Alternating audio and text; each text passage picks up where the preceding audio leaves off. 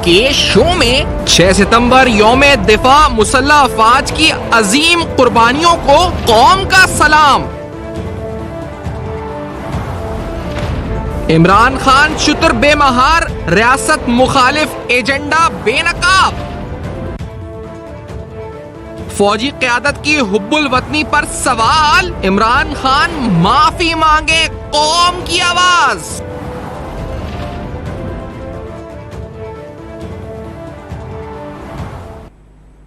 अस्सलाम वालेकुम। पस पर्दा हकायक सनसनीखेज इंकशाफात प्रोग्राम बेनकाब में हूँ आपके साथ सिफान खान। नाज़रीन, आज बड़ा एक इम्पॉर्टेंट दिन है, 6 सितंबर का यौम दिफा। और आज का दिन मैं सब में पहले इस प्रोग्राम में खराज तहसीन जितने अल्फाज हैं अदा करें, कम हैं। सलूट करें, सलाम करें, जो भी जिस तरह भी ट्रिब्यूट दें हमारी फोर्सेस को। मैं यहाँ पे तमाम की बात करता हूँ, आर्म्ड फोर्सेस, सिविलियन फोर्सेस। मुसलसल यानी हम जहाँ पर हम ये गुफ्तगू कर रहे हैं या फिर हम अपने घर पर हैं, दफ्तर में हैं, जहाँ पर भी हैं, खास तौर पे हमारे बॉर्डर्स पे जो हमारी आर्म्ड फोर्सेस हैं, जो मुसलसल हमारी हिफाजत पर मामूर हैं और अपनी जानों की कुर्बानी मुसलसल हमारी आर्म्ड फोर्सेस दे रही हैं। आप जिस तरह जितने अल्फाज में जितने वाकयात भी बयान करें कम है। हालिया कली का वाकया आप देखें, नॉर्थ वजीरिस्तान, जहां पर एक आईबी ऑपरेशन हुआ। इस आईबी ऑपरेशन के अंदर तकरीबन 5 हमारे जवान शहीद हुए। इन शहादतों में कैप्टन अब्दुल वली, नायब सूबेदार नवाज, हवलदार गुलाम अली, लांस नायक इलियास, सिपाही जफरुल्लाह। ये तमाम शहादतें कल ही के दिन की हैं, जब नॉर्थ वजीरिस्तान में मीर अली के इलाके के अंदर एक आईबीओ यानी इंटेलिजेंस बेस्ड ऑपरेशन हुआ और ये शहादतें हुई। और ये रोज ही का तकरीबन सिलसिला हम देखते हैं कि हर कुछ दिन बाद हम देखते हैं कि शहादतों की हमें इत्तला आती है। ये वो अजीम ये जवान हैं जो हमारी हिफाजत के लिए अपनी जानों की कुर्बानी देते हैं। इन सब को हम यानी हम सब इस वक्त कहा जाए तो हम कर्जदार हैं, हम सब इनके कर्जदार हैं। और जो अजीम कुर्बानियाँ ये इस वक्त हमारे लिए दे रहे हैं, इनको हम सब की पूरी कौम की तरफ से सलूट है। इनकी माओं को, इनके घर वालों को अल्लाह ताला, इनके तो दर्जात बुलंद होंगे, ये शोहदा हैं, लेकिन अल्लाह ताला इनको सब्र दे तमाम अहले खाना को जब ये शहीद होते हैं। लेकिन इस तमाम सूरत हाल में जब ये शहादतें हो रही हैं, जब हमारी फौज ये अजीम कुर्बानियाँ दे रही है, उस वक्त सियासत ज़दा किया जा रहा है इस पूरे मामले को। इससे पहले पाकिस्तान तहरीक इंसाफ के शहबाज गिल साहब की एंटी मिलिट्री स्टेटमेंट्स आई, फिर शौकत तरीन साहब के IMF के हवाले से IMF बेल आउट को फॉइल या उसके खिलाफ साजिश करने का बयान सामने आया। जो भी एंटी स्टेट था, जिसको सबने एंटी स्टेट कहा, चाहे वो माहिर मईशत हो या वो सियासत को समझते हो उनकी तरफ से। और फिर खुद इमरान खान साहब की स्टेटमेंट आई, जिस स्टेटमेंट के अंदर उन्होंने बाकायदा जलसे में खड़े होकर आर्मी चीफ की अपॉइंटमेंट के पूरे प्रोसेस को स्कैंडलाइज और पॉलिटिसाइज करने की कोशिश करी। ऐसे वक्त में जब हमारी अजीम फौज न सिर्फ कुर्बानियां दे रही है बल्कि सैलाब ज़दगान की मदद में भी मुसलसल कोशा है, न सिर्फ फौज बल्कि तमाम सियासी कुव्वतें भी और इसके अलावा सोशल फोर्सेस भी यकसू होकर एक ही तरफ तवज्जो मरकूज रखे हुए हैं कि पाकिस्तान जो खतरनाक तरीन सूरत हाल दो चार है, ऐसे सैलाब जो शायद कभी नहीं आए, जिनके बारे में कहा गया कि ऐसे लॉसेस कभी नहीं हुए, अनप्रेसिडेंटेड जिनके बारे में चारों तरफ कहा गया, ना 2010 के सुपर फ्लड से इसका कंपैरिजन बनता है, ना इससे पहले कभी किसी ऐसे सहाने से कंपैरिजन बनता है जहां 1300 से ज्यादा हलाकतें हो चुकी हैं। नुकसानात का तखमीना तकरीबन $12.5 अरब का है। जानी नुकसान के अलावा जिसका कोई अजाला ही नहीं हो सकता, माली नुकसान, crops damage, life stock damage, वो बेशुमार हुआ है। ऐसे वक्त में जब हमारी फौज इसमें लगी हुई है कि रेस्क्यू और रिलीफ कर सके, ऐसे वक्त में इमरान खान साहब की तरफ से ऐसे बयान का सामने आना, इसकी वजह से यकीनी तौर पर पूरी कौम ही की दिल आजारी हुई। बहुत से लोगों ने मुजम्मत की, कल से ये ट्रेंड बना रहा, हर जगह डिस्कस हुआ, तमाम पॉलिटिकल पार्टीज इसको कंडेम करती रही, मीडिया के प्लेटफॉर्म से कंडेम होता रहा ये पूरा मामला। आखिरकार इमरान खान साहब चाहते क्या है? क्या ये प्लान सोची समझी साजिश है? ये सवाल कल प्रोग्राम में उठाया था, लेकिन आज सब में पहले सवाल ये उठाएंगे, क्या कोई कानूनी कार्रवाई यानी लीगल एक्शन हो सकता है? ख्वाजा आसिफ साहब ने कल कहा था कि एक लीगल बैटल स्टार्ट होगी, कानूनी कार्रवाई होगी, इमरान खान साहब को ऐसे नहीं छोड़ा जाएगा, कानूनी कार्रवाई होगी। इमरान शफीक साहब माहिर कानून प्रोग्राम में साथ मौजूद हैं, सेनेटर राना मकबूल साहब नून लीग के अहम रहनुमा साथ मौजूद हैं। शफीक साहब, क्या जो मुसलसल, पहले तो आप बताइएगा एनालिसिस आपका क्या है, पहले शहबाज गिल, फिर शौकत तरीन, फिर इमरान खान, क्या ये प्लान एंड कॉन्स्पिरेसी है पूरी सबोटाज करने की रियासत को? आपको लगता है?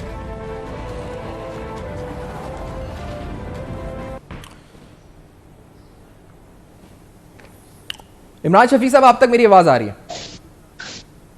जी जी जी जी। ये एक नाकाबिले तरदीद हकीकत है कि पाकिस्तान में पाकिस्तान आर्मी का, पाकिस्तान की सिक्योरिटी रियासत के दिफा और के लिए जो किरदार है और जो उनकी कुर्बानियां हैं, और जितना ही पाक अफवाज का मोराल बुलंद होगा, जितना ही उनका मोराल अच्छा होगा, कौम उनकी पुष्ट पर खड़ी होगी, जो फौजी जवान हैं उनका अपने अफसरान पर एतमाद होगा, उनकी हुब्बुल वतनी, उनकी प्रोफेशनल कॉम्पिटेंसी और उनके जो इकदामात हैं उन पर जितना भी भरोसा होगा, उतनी ही पाकिस्तान आर्मी भी मजबूत होगी और पाकिस्तान का दिफा भी नाकाबिल तस्खीर होगा। ये पाकिस्तान के हर शहरी का फर्ज है और पाकिस्तान का आइन हर शहरी पर आर्टिकल 5 में ये पाबंदी आयद करता है कि loyalty to the state and the constitution, यानी रियासत पाकिस्तान से वफादारी और उसके दस्तूर के साथ वफादारी जो है वह हर शहरी का बुनियादी फरीजा होगा। और रियासत जो तमाम बुनियादी हकूक अदा करती है, आपको जो तमाम राइट्स अदा करती है, आपकी जो वो सारे के सारे इस लॉयल्टी के साथ मशरूत हैं कि आप रियासत के वफादार होंगे। इसलिए मैं ये बुनियादी तौर पर समझता हूं कि चाहे शहबाज गिल साहब की आपने जो बात की हो या इमरान खान साहब के हालिया बयानात की बात की हो, वो किसी तौर पर भी पाकिस्तान की रियासत के साथ वफादारी के जुमरे में नहीं आते। और देखिए, एक आप पॉलिटिकल नैरेटिव अलग बात होती है, लेकिन आप इदारों के हवाले से जो पाक फौज के जर्नेल हैं, तमाम ही जर्नेल, ये यानी एक इदारा है, ये आप इदारे के बारे में ये कहते हैं कि इदारे में आप उसकी हुब्बुल वतनी को मशकूक कर देते हैं और आप पब्लिक के लीडर होने की हैसियत से एक काम करते हैं, पब्लिक फोरम पर करते हैं, एक जलसों के अंदर इस बात को करते हैं, फिर एक दफा नहीं करते, मुख्तलिफ अंदाज में कदम कदम आगे बढ़ाते हैं। पहले अपने कारिंदों को, अपने करीबी लोगों को जो आपके चीफ सिक्योरिटी ऑफिसर के नाम से हैं, उनके जरिए बयानात दिलवाते हैं, फिर आप उससे एक कदम आगे बढ़ते हैं और उसके बाद खुद आप बयानात देते हैं। यकीनन ये पाकिस्तान के खिलाफ ये एक सोची समझी और मुनज़्ज़म एक साजिश है। इसको आप ये नहीं कह सकते कि ये एक अल्फाज किसी के मुंह से फिसल गए हों। जिस अंदाज में ये अल्फाज किए गए हैं, जिस तरह सोच समझ कर किए गए हैं, बल्कि खिताब करने से पहले कहा गया, पाकिस्तानियों सुनो मेरी बात सुनो, मैं जो बड़ी अहम बात करने लगा हूं। उसके बाद फिर वो पूरा जुमला कहा गया। यानी ये ऐसा नहीं था कि आप तकरीर की रवानी में कोई बात कह गए हो, आप पहले रुके, आपने तहम्मुल के साथ सोचा और उसके बाद फिर एक एक करके आपने वो जुमला अदा किया जो आप अदा करना चाहते थे, जिससे मैं कम से कम ये नेक नियति का कोई भी तासुर इस हवाले से उस तकरीर को सुनने के बाद, उस गुफ्तगू को सुनने के बाद खान साहब के हवाले से कोई नेक नीति का तासुर मेरे जहन में नहीं पैदा हुआ। अच्छा, मैं ये समझता हूं इमरान साहब, ये बात तो तय कि वो चाहे उनके लीडर्स जितनी वजाहतें करते हैं, जितनी सफाइयां दें, या वो खुद सफाइयां दे दें आके, जो उन्होंने कहना था उन्होंने कह दिया, और आप भी समझते हैं कि it was planned sabotage, it was a very planned conspiracy against Pakistan army and Pakistan and institutions. लेकिन ये मुझे बताएं इमरान साहब, इस पर कोई legal action ministry of defence या आपकी हुकूमत या खुद अफवाज पाकिस्तान, क्या कानूनी कार्रवाई किस तरह बन सकती है? और क्या पिटिशन एज ए पिटिशनर आप जा सकते हैं कोर्ट में, या हम जा सकते हैं सिटीजन ऑफ पाकिस्तान? क्या हो सकता है कि दिलआजारी तो सबकी हुई है। देखिए, ये दिलआजारी का मसला नहीं है जी, ये कोई डेफामेशन का मसला नहीं है। ये बुनियादी तौर पर मसला है पाकिस्तान की रियासत के साथ तकरीबन बगावत पर उकसाने का काम किया गया है।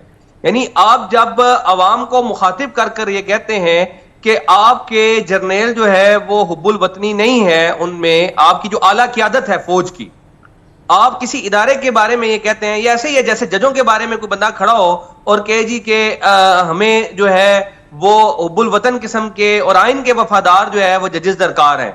तो इसका मतलब यह है कि आप ये कहना चाहते हैं कि इस वक्त ऐसा नहीं है कि आइन की पाबंदी करने वाले लोग मौजूद हैं। आप जब फौजी क़यादत के बारे में ये कहते हैं तो इसका मतलब यह है कि आप अफवाज पाकिस्तान के अंदर और अवाम के अंदर एक बदएतमादी पैदा कर रहे हैं, आप उनको बगावत पर उकसा रहे हैं और अपनी क़यादत पर जो एक फौजी जवान का एक भरोसा हुआ करता है कि यानी क्या है, अफवाज पाकिस्तान का जो हलफ है वो क्या है, वो पाकिस्तान से वफादारी ही तो है। पाकिस्तान से वफादारी को अगर बीच में से निकाल दें और आप उनके जो अफसरान के बारे में ये कहें कि उनकी वफादारी मशकूक है, तो फिर इसका मतलब यह है कि आपने तो पूरी अफवाज पाकिस्तान को, अफवाज पाकिस्तान की फैमिलीज को, पाकिस्तान की आवाम को, 22 करोड़ आवाम को आपने उनके और फौज के दरमियान एक खलीज पैदा करने की कोशिश की है। आप यानी ये चाहते हैं सही। कि आप जो जिसने फैसले करने हैं पाकिस्तान के दिफा के हवाले से उनको इतना कमजोर कर अच्छा दिया इमरान जाए साहब, कि मुझे वो फैसला करें। इमरान साहब मौका दें, मैं एक ब्रेक के बाद इस बात को यहीं से जोड़ता हूं कि कानूनी एक्शन क्या हो सकता है, साहब से बात भी करेंगे आफ्टर दिस ब्रेक। नाज़रीन, बेनकाब में बड़े अहम सवालात। ये बात तो है कि ये सोची समझी प्लान साजिश थी, कानूनी और लीगल एक्शन क्या हो सकते हैं आज 6 सितंबर के दिन, और जो शहादतें मुसलसल अफवाज कर रही है, ऐसे बयान देने से मकसद क्या था? इस ब्रेक के बाद अहम सवालात, हमारे साथ रहेंगे।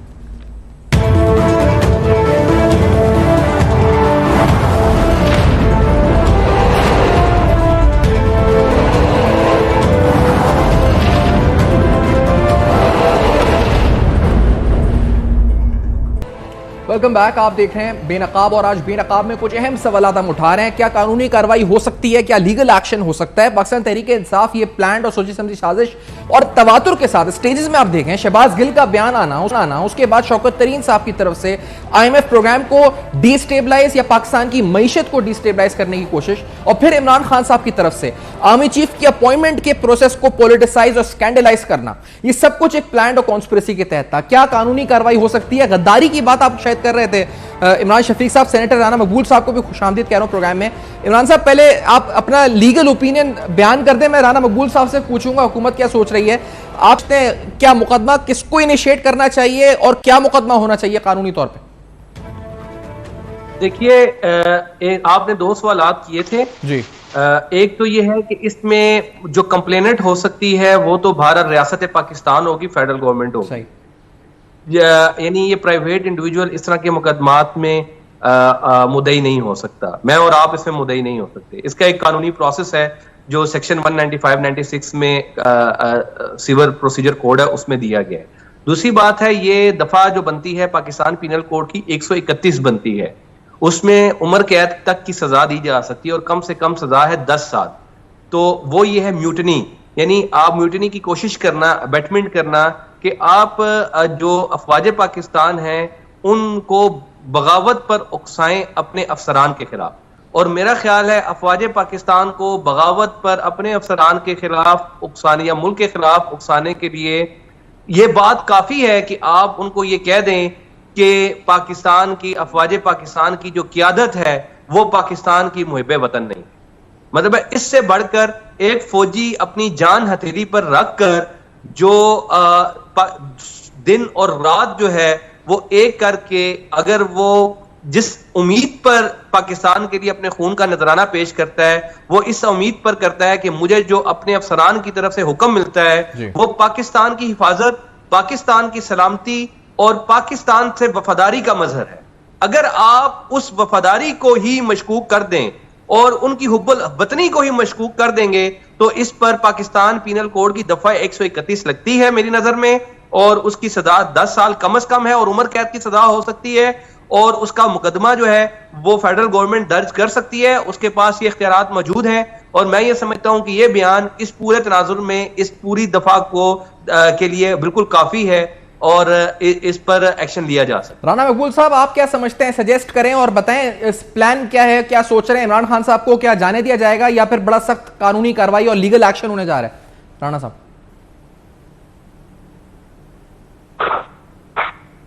देखिए जी, ये नाशुक्री का एक बड़ा अजीब माहौल बना दिया है इन्होंने।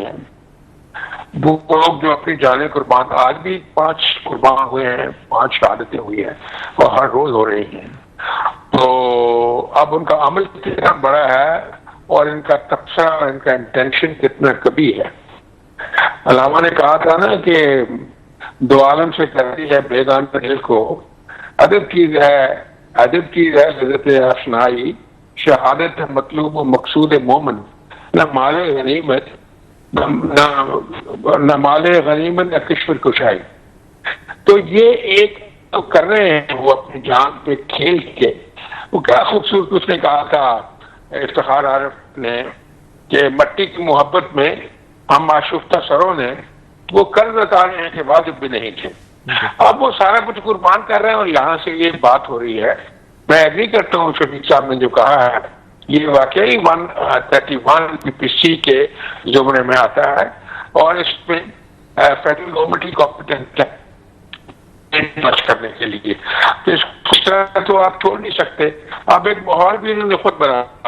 अगर आपने आज का फैसला देखा हो इस्लामाबाद हाई कोर्ट का, जो डीबी ने किया है, जो उन्होंने अपने खिलाफ जो FIR दर्ज हुई थी, जिसको कहते हैं दहशतगर्दी की FIR दर्ज कर दी है, उसको इन्होंने क्वाशमेंट के लिए दरखास्त दी थी, जो उन्होंने आज डिसमिस की है। और उन्होंने कहा है कि हर आदमी लॉ का पाबंद है। इमरान खान साहब तो पेशी अफसर के पेश हो और जाके अपनी वजाहत करें, अपने आप को डिफेंड करें। और दूसरा उन्होंने ये भी कहा है कि जो पुलिस का सिपाही है वो एक स्टेट का सिंबल है, आपको ये इजाजत नहीं दे सकती कि आप उसको रुसवा करें। तो इसी तरह फौज का सिपाही है, वो तो सर का ताज है। इनको देखना चाहिए ये कर क्या रहे हैं, किसके कहने पे कर रहे हैं। अब ये कड़ियां जो मिलती हैं, अभी बात की शेख साहब ने, कड़ियां मिलती हैं कि एक तरफ जो शहबाज गिल ने बातें की है 100% वही इमरान खान ने की है। इसका मतलब स्कीम तैयार किया गया, एक मुहिम चलाई गई और एक इंस्टीट्यूशन को, जो कि सेवियर होता है हर मुल्क का, हम जो कोई शादी मुल्क है, तो हमारे लोगों के अमाल की कीमत भी मुख्तलिफ है, इसलिए ये करना बहुत ज्यादा जाती है। और साथ ही साथ आपने खुद जिक्र किया, उन्होंने भी जिक्र किया, जो तरीन साहब ने किया है, तो बात है करने वाली कि मुल्क इतनी मुश्किल में फंसा हुआ हो और आप कहेंगे जी हम IMF को बता देंगे। एक मिनिस्टर जो है वो कह रहा है कि जी वो जानते हैं नंबर 2 जो है IMF वाले। तो इसका मतलब आप विलीफाई कर रहे हैं अपने मुल्क को नुकसान पहुंचाना चाहते हैं। इसलिए ये मैं अच्छा राणा साहब, ये आप बताएं कि जो वजाहतें आई हैं जी, अच्छा राणा साहब ये बताएं, आपकी नजरों से गुजरा जो वजाहतें आई हैं, पहले फवाद चौधरी साहब ने बात की, फवाद चौधरी साहब ने वजाहत की, उन्होंने कहा जी कि उनका मकसद ये नहीं था। फिर शी मजारी साहब ने वजाहत की उसकी, फिर असद उमर साहब ने वजाहत की कोशिश करी। जो रहनुमा तहरीक इंसाफ के वजाहत की कोशिशें कर रहे हैं, क्या वो खुद भी परेशान हो चुके हैं इमरान खान साहब से, या सही दिफा हो रहा है, या बतौर सियासतदान आप कैसा देख रहे हैं ये तमाम जो दिफा हो रहे हैं इमरान खान साहब के बयान के? और वो खुद कह रहे थे कि मैं मेरी स्टेटमेंट्स को तोड़ मरोड़ के जैसे PDM ने पेश कर दिया और मैं कहना ये नहीं चाह रहा था, मैं जलसे में आज बताऊंगा कि मैं क्या कहना चाह रहा था। क्या दिफा मजबूत है ये बयानिया, या ये भी फेल है?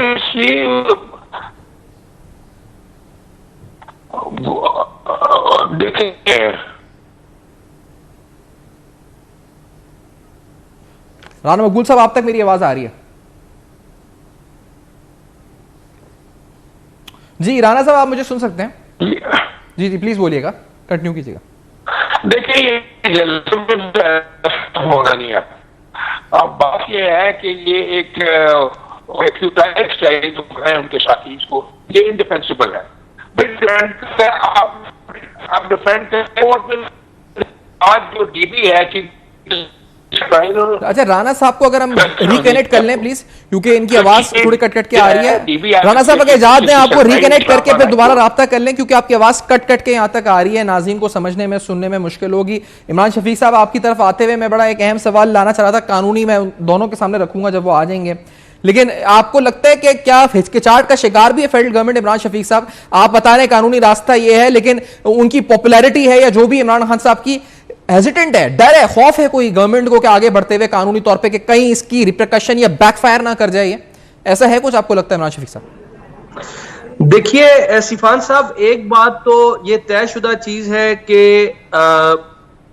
कानून सबके लिए बराबर है और रूल ऑफ लॉ का तकाजा ये है कि कानून की जब खिलाफ वर्जी हो तो कोई चाहे कोई छोटा करे या चाहे कोई बड़ा करे, वो कानून सबके लिए बराबर होना चाहिए और कानून का शिकंजा सबके लिए एक जैसा होना चाहिए। फेडरल गवर्नमेंट अगर इस पर अपनी गैर जिम्मेदारी का मुजाहरा करती है इस बयान पर, तो मैं ये समझता हूं कि कुछ चीजों पर सियासत से बालातर हुआ करती हैं। ये बयान जो है वो इमरान खान ने अपनी जुबान से तकरीर खुद की है। ये तकरीर उनके मुंह में किसी ने नहीं डाली थी कि आप ये बात ऐसे अंदाज में करें। ये एक बाशऊर शहरी होने के नाते, पाकिस्तान के साबिक वज़ीर-ए-आज़म होने के नाते उन्होंने ये तकरीर खुद से की है। इस जुर्म का इर्तिकाब जो है वो उन्होंने खुद से किया है। कोई शख्स ये नहीं कह सकता कि जो उन्होंने गुफ्तगू की है वो उनके खिलाफ अगर इस पर एक्शन लिया जाएगा तो वो सियासी एक्शन होगा। भाई सियासी एक्शन तो वो होता है जो केस बन ना रहा हो, किसी ने खुद से बना दिया हो, लेकिन ये तो वो केस है जो आपने खुद अपनी जुबान से जो अल्फाज कहे हैं और पाकिस्तान का हर शहरी समझ सकता है कि ये जो अल्फाज इमरान खान साहब ने कहे हैं इनके कंसीक्वेंसेस क्या हैं। और मैं एक और बात सिफान साहब आपको बताऊं कि हमारी मोहब्बत का महवर और मरकज जो है वो सबसे बड़ा पाकिस्तान है। बेशक पाकिस्तान के खिलाफ अगर कोई शख्स कोई बात करे और इस अंदाज में करे, पाकिस्तान की सलामती, खुद मुख्तारी और पाकिस्तान के दिफा को अगर कोई बंदा मशकूक बना के रख दे और उसको उस पर दरार डाल दे, तो यकीनन सियासी पार्टियों को, आप जो कह रहे हैं ना फवाद चौधरी साहब ने, असद उमर साहब ने, शीरी मजारी साहिबा ने, जी शीरी मजारी साहिबा ने दिफा करने की कोशिश की है। ये इसका मतलब यह है कि इनके नजदीक इमरान खान साहब पाकिस्तान से ज्यादा पाकिस्तान के जो दिफा के इदारे हैं उनसे ज्यादा मोतबर हैं। मैं ये समझता हूं कि इस मौके पर कभी कभी जिंदगी में ऐसे मराहिल आते हैं, कौमी सियासत में भी ऐसे मराहिल आते हैं कि आपको असूल की बात करनी होती है और अपने लीडर को भी अगर कोई गलत उसने बात की है तो ये कहना होता है कि हम इमरान खान साहब को समझाएंगे, उनसे गलती हुई है, वो माफी मांग सकते हैं कौम से, इदारों से। लेकिन अगर कोई ऐसे नहीं कर रहा और उसको जस्टिफाई करने की कोशिश कर रहा है तो मैं ये समझता हूं बुनियादी तौर पर वो पाकिस्तान के साथ मुहिब्बे वतन नहीं है, पाकिस्तान के साथ मुखलिस नहीं है। बिल्कुल इंपॉर्टेंट पॉइंट है। अगर इमरान साहब जाते, राना साहब दोबारा साथ है। राना साहब, आपने भी कहा कि नाकाबिले दिफा, इनडिफेंसिबल जो आपकी आवाज अब तक पहुंची थी, ये बताएं कि आप लोग हिचकिचाहट का शिकार तो नहीं है, कोई खौफ या कि बैकफायर कर जाए या फिर इमरान खान साहब की मकबूलियत में और इजाफा हो जाए अभी हालिया पंजाब के ज़मीनी इंतखाबात के नताइज को सामने रखते हुए, कराची के ज़मीनी इंतखाबात को सामने रखते हुए वफाकी हुकूमत ये तो नहीं सोचती? राणा साहब।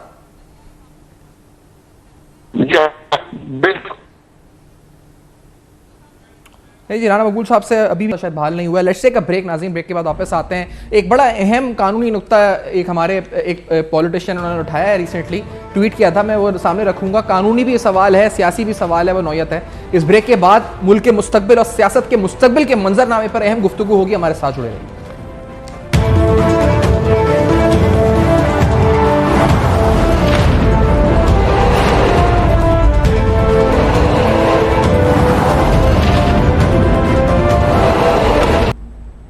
Welcome back. आप देख रहे हैं बेनकाब, और आज बेनकाब में तफसीलन इमरान खान साहब के हालिया बयानात और जिस तरह से इमरान खान साहब की पार्टी की तरफ से हालिया कुछ बयानात आए जिससे साफ नजर आया कि बाकायदा डिस्टेबलाइज करना पाकिस्तान की मईशत को, पॉलिटिक्स को, साथ साथ अफवाज पाकिस्तान के खिलाफ एक मुनज़्ज़म साजिश के तौर पर यह बयानात नजर आए। इस सूरत हाल में क्या कानूनी कार्रवाई हो सकती है? और इससे कबल हमने प्रोग्राम में ये सवाल जरूर उठाए थे कि क्या ये मुनज़्ज़म साजिश है या फिर ये मिसकैलकुलेशंस हैं जो इमरान खान साहब की तरफ से आ रहे हैं। ये सिलसिला रुका नहीं। हमने देखा कि जिस तरह हम अभी बता रहे थे कि डिफेंस की कोशिश की गई। फवाद चौधरी साहब ने आज यौम दिफा की तकरीब के हवाले से भी ट्वीट कर दिया। उन्होंने कहा जी परेड कैंसिल हो गई आज और अच्छा हुआ कैंसिल हो गई। वो किस तरह की बातें पाकिस्तान तहरीक इंसाफ के रहनुमा कर रहे हैं, ये समझ से बाला तर है। लग यही रहा है कि शायद ये कोई मुनज़्ज़म तरीके से डिस्टेबलाइज करने के लिए या फिर ये बौखलाहट का शिकार हैं इलेक्शंस के हवाले से कि किसी तरह भी इलेक्शंस इस मुल्क में हो जाए, और फ्रस्ट्रेशन के अंदर ये तमाम चीज़ें कर रहे हैं। क्योंकि इलेक्शंस का तस्करा हो रहा है तो इलेक्शंस के हवाले से ही आज एक बड़े सीनियर सियासतदान कराची से जिनका ताल्लुक रज़ा हारून साहब, जो कि अब कराची में आजकल है नहीं, मुल्क बरतानिया में होते हैं, उनकी तरफ से ट्वीट हुआ। इस ट्वीट के अंदर उन्होंने आर्टिकल 232 के सब क्लॉज 6 का हवाला दिया। इस आर्टिकल को अगर मैं आपके सामने पढ़ के बताऊं तो इसमें लिखा है जी कि जो उन्होंने ट्वीट किया उस ट्वीट पर उन्होंने लिखा है कि in case of emergency due to internal disturbances, और उसके बाद उन्होंने ये बताया कि इलेक्शंस 2024 तक मुलतवी हो सकते हैं। आर्टिकल 232 सब क्लॉज 6 के तहत जो कहता है कि while a proclamation of emergency is in force, the parliament में by the law extend the term of the National Assembly for a period not exceeding 1 year। यानी 1 साल तक आर्टिकल 232 सब क्लॉज 6 के तहत अगर इंटरनल डिस्टर्बेंस की वजह से, जो लफ्ज़ उन्होंने इस्तेमाल किया इंटरनल डिस्टर्बेंस की वजह से एमरजेंसी होती है तो इलेक्शंस 1 साल मजीद यानी साल 2024 तक जा सकते हैं। ये कानूनी आ रहा है। इमरान शफीक साहब, आप समझते हैं मुमकिन है? और क्या ये सूरत हाल सैलाब से जो नुकसानात हुए हैं जानी माली, ये है सूरत हाल कि हम इलेक्शंस गवर्नमेंट पीडीएम की आगे कर सकती है एक्सटेंड 1 साल? नहीं, मैं नहीं समझता कि जिस इमरजेंसी का जिक्र आईने पाकिस्तान में दिया गया है जी, उस इमरजेंसी का बिल्कुल वो उस किस्म की इमरजेंसी नहीं है जिसकी बुनियाद पर इलेक्शन को डिले किया जा सके। इलेक्शन अपने वक्त पर आइन के मुताबिक होने हैं और इलेक्शन को आर्टिकल 232 का जिसका ये सहारा ले रहे हैं, अभी पाकिस्तान पर कोई ऐसी जंगी सूरत हाल मुसल्लत हुई है और ना ही पाकिस्तान पर यकीनन पाकिस्तान के 22 करोड़ अवाम में से 3 करोड़ अवाम इसके इफेक्टिव जरूर हैं, लेकिन अभी 1 साल बाकी है और ये 1 साल में पहला जो भी मरहला होता है वो होता है जब आप रेस्क्यू करते हैं, फिर रिलीफ करते हैं, फिर रिहेबिलिटेशन का प्रोसेस होता है। तो मेरा ख्याल है ये रेस्क्यू और रिलीफ का प्रोसेस है, ये तो पहले महीने में 1.5 महीने में मुकम्मल हो जाता है। उसके बाद रिहेबिलिटेशन है, वो तो तरक्की का एक सफर होता है, जो नुकसान हुआ उसका अजाला होता है, वो वक्त के साथ साथ चलता रहता है। जब इंसान जिंदा है और लोग मौजूद हैं तो इलेक्शन हो सकता है, और इलेक्शन होने में, इलेक्शन तो जंगों की सूरत हाल में भी मुल्कों में हो जाते हैं, दुनिया की तारीख में इलेक्शन जो है वो होते रहे हैं। मुल्क इलेक्शन डेमोक्रेसी का जो प्रोसेस है उसको किसी अंदाज में भी सबोताज नहीं किया जा सकता। उसके लिए कोई बहुत एक्सट्रीम किस्म की कोई सूरत हाल हो जो पाकिस्तान की अफवाज के भी कंट्रोल में ना हो, पाकिस्तान के इदारों के कंट्रोल में भी नहीं हो, इलेक्शन कमीशन के कंट्रोल में भी नहीं हो, अदालतें भी बिल्कुल मफलूज हो जाएं, उस सूरत में आप कहें कि इलेक्शन मुलतवी करने का कोई जवाब हो तो बात बनता है। लेकिन जब मुल्क में सारे इदारे चल रहे हैं, अदालतें अपना काम कर रही हैं, अफवाज पाकिस्तान मुल्क की हिफाजत कर रही हैं और सारे इदारे जब अपना काम कर सकते हैं तो ये इलेक्शन हो सकता है, और अभी 1 साल का वक्त बाकी है। ठीक है, इसलिए मैं नहीं समझता ये सूरत हाल आप कहते हैं अभी है नहीं, क्योंकि 1 साल का टाइम भी बाकी है, तो हम चीजें रिकवर कर सकते हैं, इंशाल्लाह रिकवर भी करेंगे। लेकिन कानूनी तौर पर मुझे बताएं इमरान साहब, 18 मुकदमात पुलिस में मुख्तलिफ थानों में इमरान खान साहब पे बन चुके हैं, इलेक्शन कमीशन में 2-3 केसेस अलग हैं, कंटेम्प्ट का अलग मामला इस्लामाबाद हाईकोर्ट के अंदर चल रहा है, फिर पैमरा वाला केस आज जो जिसका समाप्ति वो मामला अलग है, ये जो मामला अब नया सामने आ चुका है, ये सारे मुकदमात हैं कहीं पे फंसते हुए या आपको लगता है डिस्क्वालीफाई, नाअहल, गिरफ्तार होते हुए नजर आते हैं आपको? तोशा खाना रेफरेंस समेत सारे जो मुकदमात 20-22 जितने भी 22-23 मुकदमात हैं, ये आपको बचते हुए नजर आते हैं? क्या लगता है आपको उनकी कानूनी टीम को सामने रखते हुए, उनके दलाइल को सामने रखते हुए?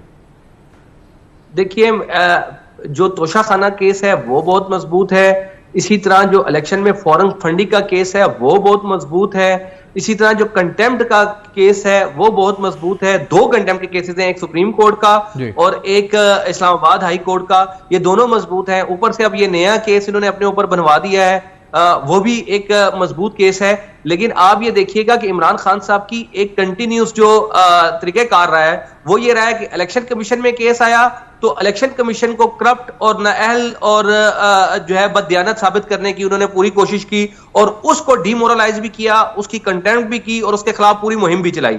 सुप्रीम कोर्ट ने इनके खिलाफ फैसला दिया तो सुप्रीम कोर्ट पे पूरी सोशल मीडिया की टीम को लगा दिया, सुप्रीम कोर्ट को वो बैक फुट पर लेकर आए, फिर सुप्रीम कोर्ट के ऊपर उन्होंने पूरा एक यलगार कर दी मीडिया के थ्रू और अपने बयानात के थ्रू और हर तरफ। फिर उसके बाद अब जब दूसरी तरफ आए हैं तो अब अफवाज पाकिस्तान पर उन्होंने जो है वो यलगार कर दी है।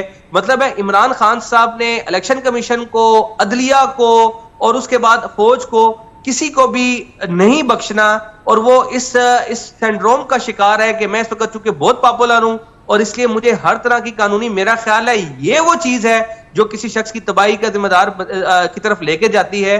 और इस वक्त जो कुछ इमरान खान के खिलाफ मवाद मौजूद है तमाम केसेस में, वो इस काबिल है कि अगर उनकी पॉपुलैरिटी के अगर उसको छोड़ के मेरिट पर अगर चीजों का फैसला किया जाए तो यानी देखें तलाल हाशमी साहब की, निहाल हाशमी साहब की या दानियाल अजीज की जो कंटेम्प्ट थी वो इमरान खान की कंटेम्प्ट से कम थी, लेकिन अदालत ने फिर भी इमरान खान साहब के हवाले से दिल बड़ा किया है और उसको मौका दिया है कि वो अपने जवाब में।